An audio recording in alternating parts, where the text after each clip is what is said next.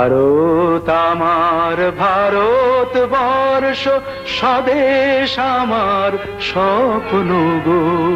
তোমাতে আমরা লোভিয়া জন্ম, ধন্য হয়েছি ধন্য গো। নমস্কার।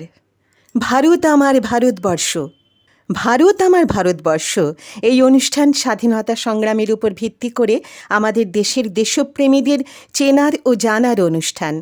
সমস্ত বিশ্বকে আমাদের জানার প্রয়োজন আছে।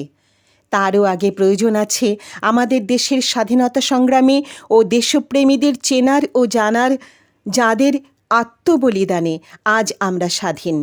ভারত আমার ভারতবর্ষ অনুষ্ঠানটি স্বাধীনতা সংগ্রামীদের স্মরণ ও বরণ করার অনুষ্ঠান।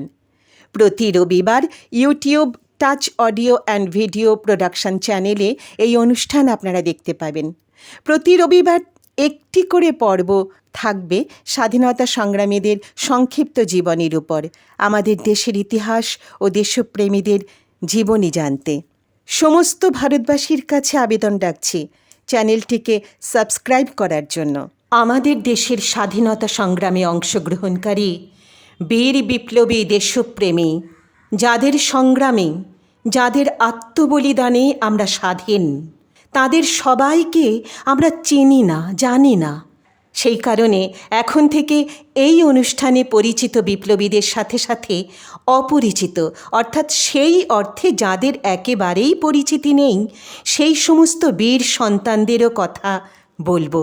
তাদের সংক্ষিপ্ত জীবনীও তুলে ধরব আপনাদের সামনে।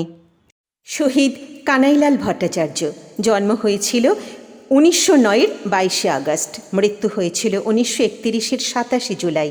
ছাত্রাবস্থাতেই বাঘা যতীন, সূর্য সেন ও অন্যান্য বিপ্লবীদের বিপ্লবী কর্মকাণ্ড তার মনে দারুণ শিহরণ জাগাত। 1929 সালে যখন সারা ভারত উত্তাল, সেই সময় মাতৃভূমির স্বাধীনতার জন্য সুনীল চট্টোপাধ্যায়ের কাছে অগ্নিমন্ত্রে দীক্ষা নিলেন। 1930 সালের 8ই December Binoy Badal দীনেশের writers building আক্রমণ, পুলিশের সঙ্গে যুদ্ধে শহীদ হলেন বাদল, ধৃত অবস্থায় বিনয়ের মৃত্যু ও একমাত্র জীবিত দীনেশের ফাঁসি।